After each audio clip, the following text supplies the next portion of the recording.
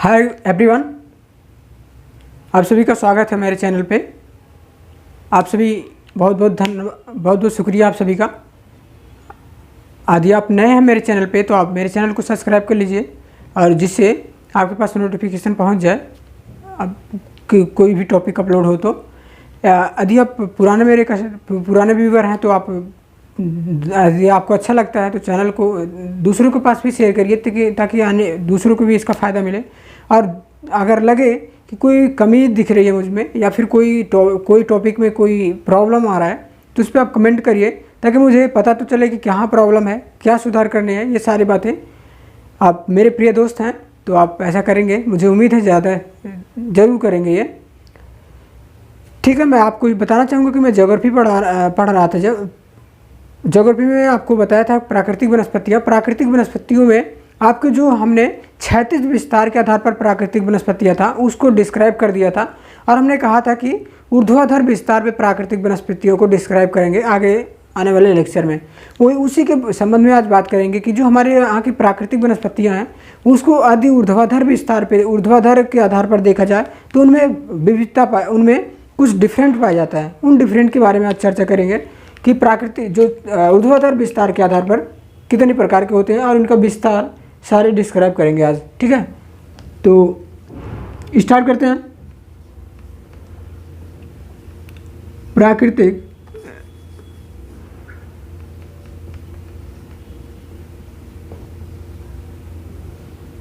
वनस्पति, इसमें हमें देखना है कि जो ऊर्ध्वाधर क्षैतिज वाला तो पिछले वाले लेक्चर में हमने बता दिया था। आज हम यहाँ बात करेंगे ऊर्ध्वाधर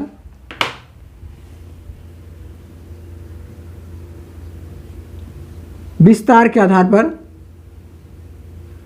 ऊर्ध्वाधर विस्तार किसका? ऊर्ध्वाधर विस्तार प्राकृतिक वनस्पतियों का ऊर्ध्वाधर विस्तार।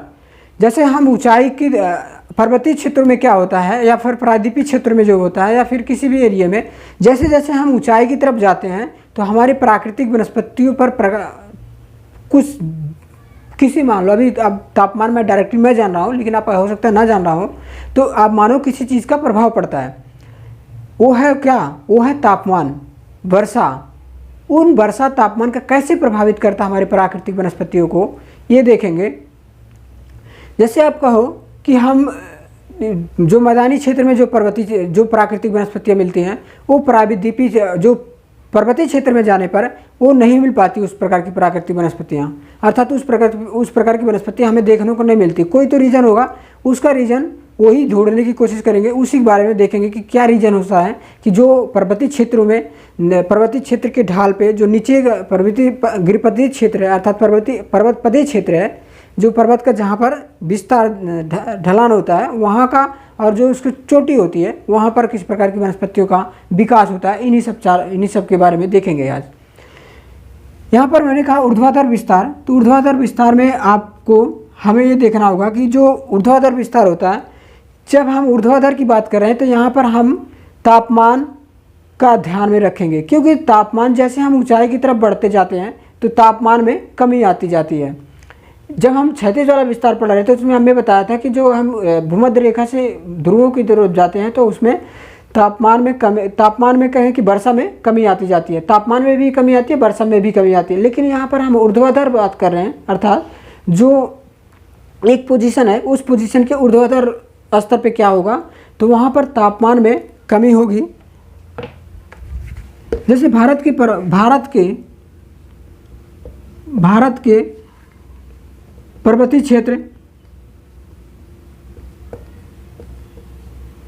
पर्वतीय क्षेत्रों में वर्षा की अपेक्षा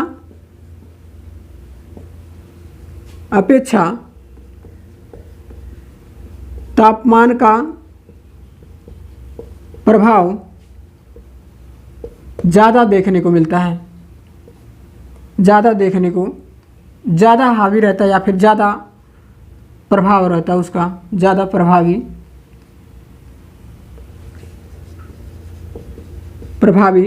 रहता है। ठीक है, ये इसी कारण जैसे जैसे ऊंचाई में जैसे जैसे ऊंचाई की स्तर पे हम जाते हैं तो उसी प्रकार की वनस्पतियों का विकास होता है, उसका नामकरण बता दे रहा हूँ। जैसे हम जैसे जैसे ऊंचाई पर जाते हैं तो उसी प्रकार क्या होता है, उसी प्रकार की वनस्पतियों में भी भिन्नता आती जाती है। उसी प्रकार वनस्पतियों में भिन्नता आती रहती है, आती जाती है या फिर आती रहती है। ये कौन से हो सकते हैं, कैसे किस प्रकार की वनस्पतियों का विकास होगा? जैसे जैसे हम ऊंचाई पर जाएंगे तो उसका नाम जैसे उष्ण, जैसे हम थोड़ा कम ऊंचाई है वहाँ पर उष्ण कटिबंधीय वनस्पति, उष्ण कटिबंधीय वनस्पति। उससे थोड़ा सा ऊपर गया तो कौन सा हुआ? समशीतोष्ण, समशीतोष्ण। उससे और थोड़ा सा ऊपर गया शंकुधारी। उससे और थोड़ा सा ऊपर गया तो टुंड्रा वनस्पतियों का विकास हमें मिलता है देखने को, टुंड्रा वनस्पति। ठीक है, ये ऐसा क्यों हो रहा है? ये तापमान और वर्षा की मात्रा में परिवर्तित होने की वजह से हो रहा है। जैसे हम ऊंचाई बढ़ा, अभी एक ग्राफ बनाएंगे, उस ग्राफ से आपको क्लियर हो जाएगा कि ऐसा क्यों हो रहा है। उस ग्राफ को पहले बता देते हैं। जैसे ये हमारा ये पिरामिड है, ये पिरामिड है, ठीक है। ये पिरामिड पे हम ऊंचाई के साथ, जैसे मान लो पर्वत है या पिरामिड है, इस पिरामिड पे जैसे हम ऊंचाई स्तर पे बढ़ते जाते हैं तो इसके वनस्पतियों के आकार, प्रकार और उसके संरचना में भिन्नता आती रहती है। जैसे यहाँ पर है ये मान लो आपका 1000 मीटर के आसपास इसकी ऊंचाई है। 1000 मीटर के आसपास इसकी ऊंचाई कितनी है? 1000 मीटर। 1000 मीटर के आसपास की जो ऊंचाई होगी वहाँ पर कैसे पाए जाएंगे? उष्ण कटिबंधीय। ऐसा क्यों हो रहा है अभी बता रहा हूँ। उष्ण कटिबंधीय, फिर इसके बाद कौन सा आ जाएगा? समशीतोष्ण। उष्ण कटिबंधीय और समशीतोष्ण प्रकार के समशीतोष्ण। इसके ऊपर शंकुधारी, फिर इसके ऊपर टुंड्रा। ठीक है, ये इसका जैसे जैसे 1000 मीटर, यहाँ पर हम लिख सकते हैं 2000 मीटर के आसपास, यहाँ पर 3000 मीटर के आसपास, ये 4000 प्लस मीटर के आसपास के क्षेत्र हैं। ये 4000 मीटर के आसपास प्लस क्षेत्र है। ये इसकी ऊंचाई जैसे जैसे बढ़ रही है उसी तरीके से इनके संरचना में भी परिवर्तित होता चला जाए। जैसे वहाँ पर उष्ण कटिबंधीय है, फिर समशीतोष्ण है, फिर आपका शंकुधारी है, फिर टुंड्रा है। अर्थात ऐसा क्यों हो रहा है?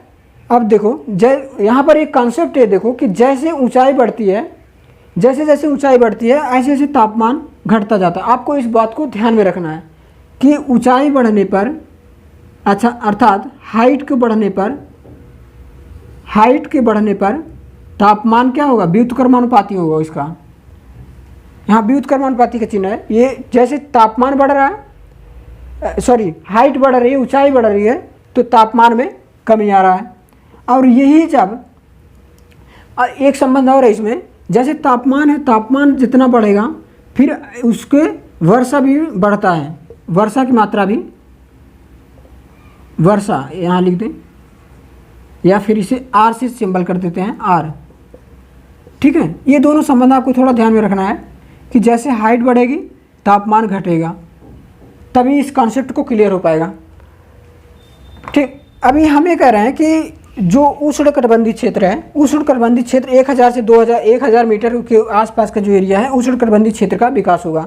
और उससे ऊपर 2000, 3000, 4000 मीटर के आसपास की जो होगा टुंड्रा वनस्पतियों का विकास होगा। ये तो रही आपका जो ऊंचाई बढ़ने के साथ, ये बेसिक कॉन्सेप्ट है, इसको ध्यान में रख लो। अब आगे बात करते हैं कि जो भारत के संदर्भ में क्या घटना घटती है। दरअसल भारत के संबंध में दो भागों में बांटा जाता है ऊंचाई के आधार पर पर्वतीय क्षेत्र, ऊंचाई के आधार पर जो वनस्पतियां हैं, ऊंचाई के आधार पर वनस्पति को दो भागों में बांटे थे। जैसे एक प्रायद्वीपीय भारत, प्रायद्वीपीय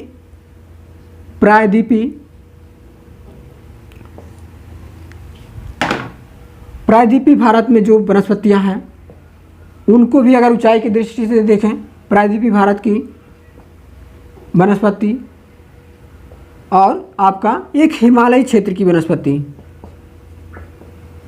हिमालय क्षेत्र की वनस्पति, ठीक है। ये हम ये कह रहे हैं कि जो ऊंचाई के आधार पर हम दो भागों में बांटेंगे, एक प्रायद्वीपीय भारत और एक हिमालयी क्षेत्र। हिमालयी क्षेत्र की वनस्पति, ठीक। यहाँ हम पहले डिफाइन करेंगे प्रायद्वीपीय भारत की जो वनस्पतियाँ हैं उनके प्रकार।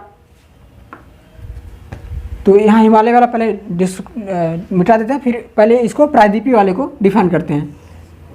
दरअसल इसमें जो प्रायद्वीपीय भारत वाला क्षेत्र है इसमें समुद्र तल से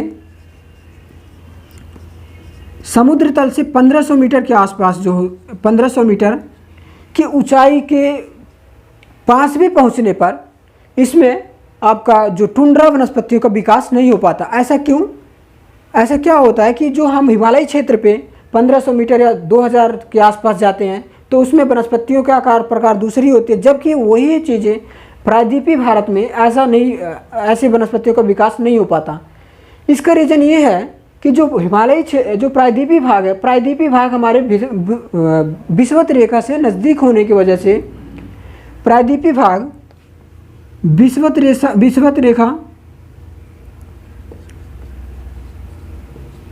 रेखा और आपका तापमान भी है अधिक और वर्षा भी अधिक है, रेन भी अधिक है, फिर भी यहाँ पर अधिक ऊंचाई पे जाने पर इस टुंड्रा प्रकार की वनस्पतियों का विकास नहीं हो पाता। तो हम ये कहेंगे कि जो हमें हिमालयी क्षेत्र में वनस्पतियाँ कम ऊंचाई पर ही देखने को मिल जाती, वही वनस्पतियाँ प्रायद्वीपीय भारत में हमें अधिक ऊंचाई पर भी देखने को नहीं मिलती। इसका रीज़न ये होगा, ऐसा क्यों होगा? क्योंकि यहाँ पर जो भूमध्य रेखीय क्षेत्र के आसपास के इलाके में होने की वजह से ऐसा यहाँ पर होता है। दूसरा रीज़न ये होता है कि यहाँ पर वर्षा की मात्रा भी अधिक है। रीज़न समझ आ गया ना कि इसी कारण यहाँ पर टुंड्रा प्रकार की वनस्पतियाँ और समशीतोष्ण प्रकार की वनस्पतियों का विकास ज़्यादातर नहीं हो पाता, जबकि उष्णकटिबंधीय सदाबहार वनस्पतियाँ, अर्ध सदाबहार वनस्पतियों का यहाँ पर विकास हो पाता है इन क्षेत्रों में।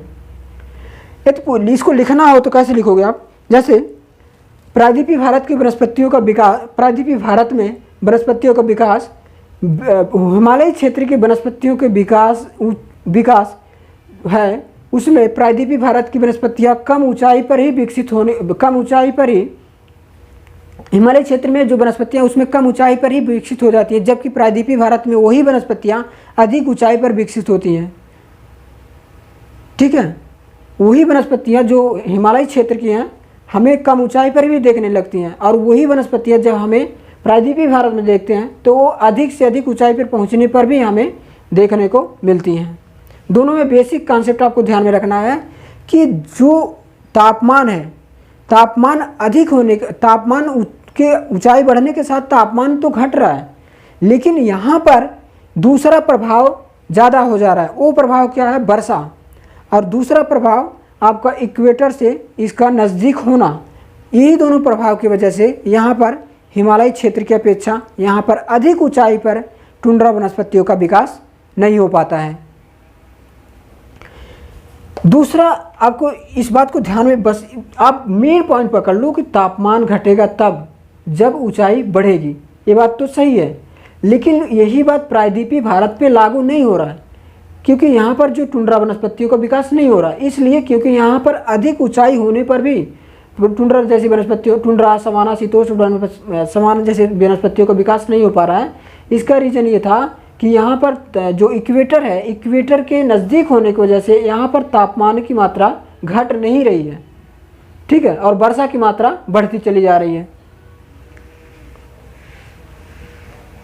आपको इस पे एग्जाम्पल के रूप में आप जो कॉन्सेप्ट जो पूछा जाता है सवाल, उस पे आप समझ जाना कि कहाँ प्राकृतिक वनस्पति हिमालयी क्षेत्र में जो वनस्पतियों का विकास 3000 मीटर की ऊंचाई पर उगती हैं, वही वनस्पतियाँ क्या प्रायद्वीपीय भारत में 2000 क्या वही वनस्पतियाँ प्रायद्वीपीय भारत में 4000 मीटर की ऊंचाई पर उग पाएंगी? सही है कथन कि गलत? सही है, क्योंकि प्रायद्वीपीय भारत में वो वनस्पतियों का विकास 4000 मीटर की ऊंचाई पर भी हो जाएगा, लेकिन वही वनस्पतियाँ जो हिमालयी क्षेत्र में हैं वो 2000 मीटर की ऊंचाई पर ही हो पाएंगी। 4000 मीटर पे टुंड्रा जैसी वनस्पतियों का विकास हो पाएगा, और यहाँ पर टुंड्रा वनस्पतियों का प्रायद्वीपीय भारत में वनस्पतियों का विकास होता ही नहीं। इसके बाद एक कॉन्सेप्ट और आप देख लो, जैसे इसमें आपको एग्जाम्पल के रूप में आपको बता दूं, सिनकोना आपको समझ में नहीं आया होगा तो आप धैर्य रखो, अभी आगे इसको समझा दिया जाएगा, इसको और अच्छे से समझ में आ जाएगा जब हम पश्चिमी हिमालय और पूर्वी हिमालय को आपस में तुलना करेंगे, तो आपको और अच्छे से समझ आ जाएगा इसके कॉन्सेप्ट को। आप धैर्य रखो बस 10 मिनट। सिनकोना,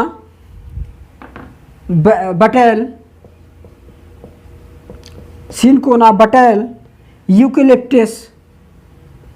एक क्वेश्चन इस पे और बनता है, यूकेलिप्टस। जो यूकेलिप्टस है इसे पारितंत्र का आतंकवाद कहा जाता है। एक क्वेश्चन पूछा भी गया है, यूकेलिप्टस को पारितंत्र का या मृदा का आतंकवाद कह सकते हो आप, क्योंकि ये जो इसको ऐसा क्यों कहा जाता, इसको भी जानना जरूरी है। ऐसा इसलिए कहा जाता है कि इसकी जड़ें बहुत गहराई में जाती हैं, और इसकी जड़ें जो गहराई में जाती हैं पानी का बहुत ज़्यादा ये दोहन करता है, अर्थात पानी को बहुत ज़्यादा ये अवशोषित करता है, जिसकी वजह से जिस क्षेत्र में लगाया जाता है वहाँ के पानी को बहुत ज़्यादा अवशोषित कर वायुमंडल में उत्सर्जित कर देता है, अर्थात ये बहुत ज़्यादा पानी का खपत करता है। इसलिए जिस क्षेत्र में लगाया जाता है उस क्षेत्र में पानी की कमी की मात्रा हो जाती है, इसीलिए वहाँ असंतुलन की स्थिति पैदा हो जाती है। अब इसी कॉन्सेप्ट को लेकर के जो मृदा वैज्ञानिक है उसे वो ये कहते हैं कि यूकेलिप्टस को पारितंत्र का आतंकवाद कहा जा सकता है, पारिस्थितिकी तंत्र का आतंकवाद कहते हैं। आपको डायग्राम जो बनाया था वो आपने बना लिया होगा, या तो फिर दोबारा बनाना पड़ेगा डायग्राम। मैंने यही कहा था कि जो प्रायद्वीपीय क्षेत्र होगा, प्रायद्वीपीय क्षेत्र में किस प्रकार की वनस्पतियों का कितनी ऊंचाई पर उत्पत्ति होगा, तो देख लो आप। जैसे उष्णकटिबंधी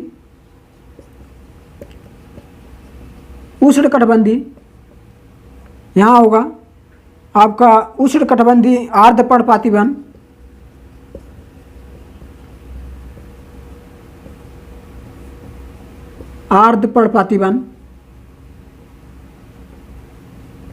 उष्णकटिबंधी आर्द्रपर्णपाती वन, और आपका समशीतोष्ण आर्द्रपर्णपाती वन, समशीतोष्ण आर्द्रपर्णपाती वन, ठीक है। और इसके ऊपर जो आएगा आपका यही आर्द्रपर्णपाती वन आपका भी लगभग आ जाएगा, समशीतोष्ण और आर्द्रपर्णपाती वन। और ये टुंड्रा जैसी वनस्पतियों का यहाँ विकास नहीं होगा। यहाँ पर ये कह सकते हो आपकी जैसे समशीतोष्ण, यहाँ पर एक ये नहीं है, ये आपका यह नहीं है, ठीक है। यहाँ सवाना जैसी घास पैदा हो जाएंगे, सवाना तुल्य, या फिर हरे घास, छोटे छोटे घास पैदा हो जाएंगे, घास, ठीक है, क्योंकि यहाँ नमी की मात्रा रहती है हल्का फुल्का। ये इसका क्रम हो जाएगा यहाँ पर जो प्रायद्वीपीय भारत के वनस्पतियों का विकास क्रम है। इसके बाद आपको ये कॉन्सेप्ट क्लियर हुआ होगा। तो अगला जो इसमें मैंने बताने वाला था, हिमालयी क्षेत्र में प्रायद्वीपीय वनस्पतियों का विकास। जो हिमालयी क्षेत्र में प्रायद्वीपीय वनस्पतियों का विकास है, इसमें दो भाग में डिवाइड कर देते हैं, वो भी कॉन्सेप्ट के आधार पर। जैसे पूर्वी हिमालयी और पश्चिमी हिमालयी क्षेत्र की वनस्पतियों का विकास। यहाँ पर एक डायग्राम बना रहा हूँ, इस डायग्राम को आपको ध्यान में रखना है और इसी के आधार पर आपको सारे डिस्क्राइब करने हैं, सारे पॉइंट्स को। जैसे ये है आपका हिमालयी क्षेत्र में आपको पश्चिमी हिमालय और पूर्वी हिमालय को देखना है। जैसे ये है पश्चिमी हिमालय, और ये है आपका पूर्वी हिमालय। जो पश्चिमी हिमालय है ये है, पूर्वी हिमालय ये है। ठीक है, ये क्यों कैसे घुमा दिया गया अभी समझ में आ जाएगा आपको। ऐसे है, ऐसे गया है, फिर ऐसे जा करके ऐसे हो गया, ऐसे जा करके ऐसे हो गया। ठीक, ये इसका ऊंचाई आधार पे देखो। जैसे उष्णकटिबंधी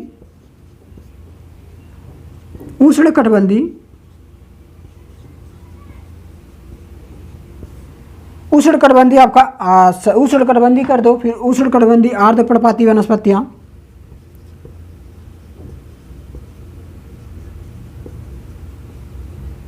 आर्द्रपर्णपाती वनस्पतियां,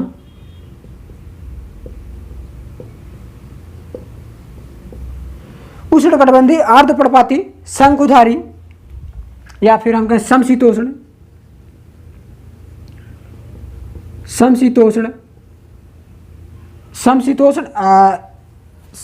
दिखाएंगे, समशीतोष्ण पर्वतीय वनस्पतियां।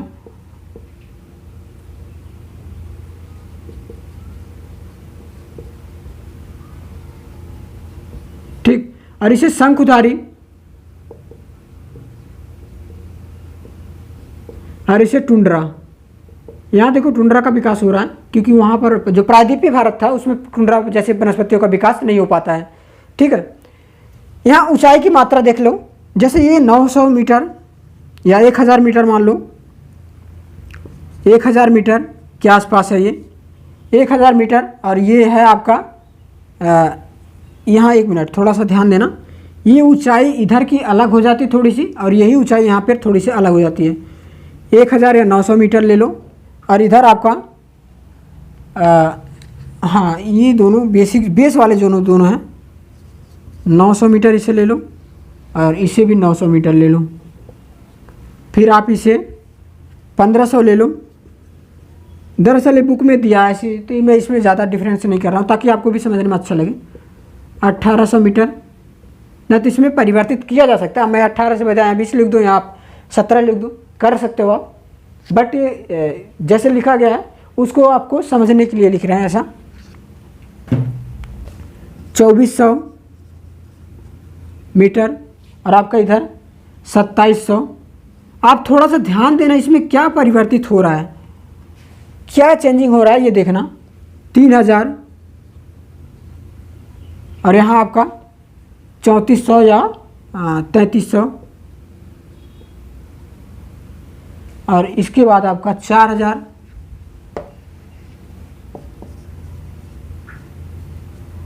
4000 के बाद आपका यहाँ पर 4000 से प्लस यहाँ पर कह दो 4000, या फिर हम ये कह दें कि 4500 कर लो आप, या फिर प्लस कर दो, ऐसे कर सकते हो। यहाँ पर आप देखोगे कि 2 भागों में इसे डिवाइड करोगे तो जिस ऊंचाई पर पूर्वी हिमालय में जो वनस्पतियाँ पाई जाती हैं, जिस ऊंचाई पे, उससे कम ही ऊंचाई पे पश्चिमी हिमालय में वनस्पतियाँ मिलना स्टार्ट हो जाती हैं। ऐसा क्यों हो रहा है? इसका रीज़न ये है कि जो पूर्वी हिमालय है वो हमारे इक्वेटर से नज़दीक है, और उसके साथ साथ यहाँ वर्षा की मात्रा अधिक है। तापमान भी अधिक है, वर्षा भी अधिक है, और इक्वेटर से नज़दीक है। इस कारण जिस इक्वेटर के नज़दीक होने के कारण तापमान भी अधिक, वर्षा भी अधिक इस क्षेत्र में। और यहाँ पर ये क्या हो रहा है, यहाँ पर तापमान कम है क्योंकि इक्वेटर से ये दूर है, और वर्षा की मात्रा भी कम है। इसलिए यहाँ पर जो वनस्पतियाँ हैं वो कम ऊंचाई पर ही मिलने लगती हैं। तो इसको जो आपके 2000 मीटर आसपास के, इसको डिस्क्राइब कैसे लिखना हमें, जैसे ये है पूर्वी और ये है पश्चिमी। जो पश्चिमी, जैसे पश्चिमी है, पूर्वी और पश्चिमी हिमालय हैं, उनमें 1500 से 2000 के बीच में जो आपका चीड़ मतलब चीड़ एक वृक्ष का नाम है, उसके वन मिलते हैं ज़्यादा सारे, और ये चीड़ के वन के विकसित हो जाते हैं इस क्षेत्र में। दूसरा, जो 3000 से 3500 का मीटर की ऊंचाई है, इस क्षेत्र में आपका कौन से वृक्षों को मिलता है, वो एग्जाम्पल देख लो आप, जैसे भोजपत्र, ताड़, भोजपत्र आपका भोजपत्र, आप इसके बाद आपका बुश करके है एक, बुश फायर, फिर आपके चीड़, इन सब वनस्पतियों का विकास आपका 3000 से लेकर के आपका 2000 से 3000 के आसपास, या फिर हम कहें 2400 से 3000 के बीच आपका इन सब वनस्पतियों का विकास हो जाता है। चीड़ के वृक्ष के बारे में ये कहा जाता है, जो ये चीड़ है इसके बारे में जान लो थोड़ा सा। जड़ इससे लीसा प्राप्त होता है, लीसा से तारपीन बनता है, जो लीसा से चीड़ से लीसा प्राप्त होता है, ये लिखा है बुक में इसीलिए मैं बता दे रहा हूँ। चीड़ से लीसा प्राप्त होता है, लीसा से तारपीन, लीसा जो होता है, लीसा से तारपीन तेल बनता है, तारपीन तेल बनता है, ठीक है, तारपीन तेल बनता है। और तारपीन तेल क्या होता है, तारपीन तेल से आपके इस तेल का उपयोग साबुन, पेंट, कागज़ आदि बनाने में इसका उपयोग किया जाता है। इसका मुझे बताने का कोई मकसद नहीं था, बस ये बता देना, बुक में लिखा का हो गया, आप क्यों बताया नहीं। साबुन, तेल और आपका डिटर्जेंट, कागज़ आदि बनाने में इसका उपयोग किया जाता है।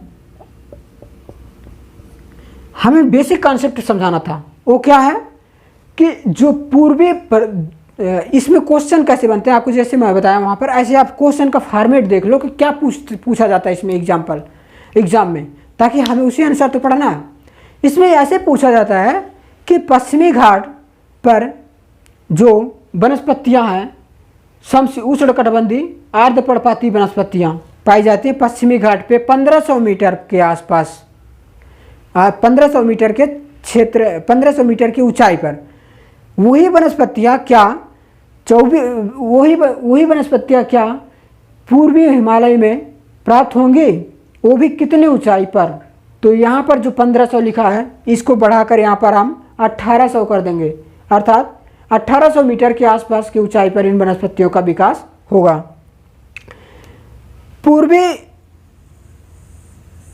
यहाँ कंसेप्ट देखना, आपको कंसेप्ट ये देखना है कि जो पूर्वी हिमालय है और पश्चिमी हिमालय है, पश्चिमी हिमालय में जो वनस्पतियाँ हैं वो कम ऊंचाई पर ही जो पश्चिमी हिमालय की जो वनस्पतियाँ हैं वो कम ऊंचाई पर ही मिलने लगती हैं, और जो पूर्वी हिमालय वनस्पतियाँ हैं वो अधिक ऊंचाई तक वनस्पतियों का विस्तार होता है। और एक बात और यहाँ ध्यान रखना, जो हमारे टुंड्रा प्रदेश है, टुंड्रा प्रदेश पूर्वी हिमालय में जो इसका विकास होगा, लगभग 4500 मीटर के ऊपर तक जाने के बाद इसका कहीं विकास देखने को मिलेगा, जबकि वही पश्चिमी हिमालय में 4500 मीटर ऊंचाई पर जाने से पहले ही हमें टुंड्रा वनस्पतियों का विकास देखने को मिल जाता है। ठीक, मुझे उम्मीद है कि कॉन्सेप्ट क्लियर हो गया होगा आपको।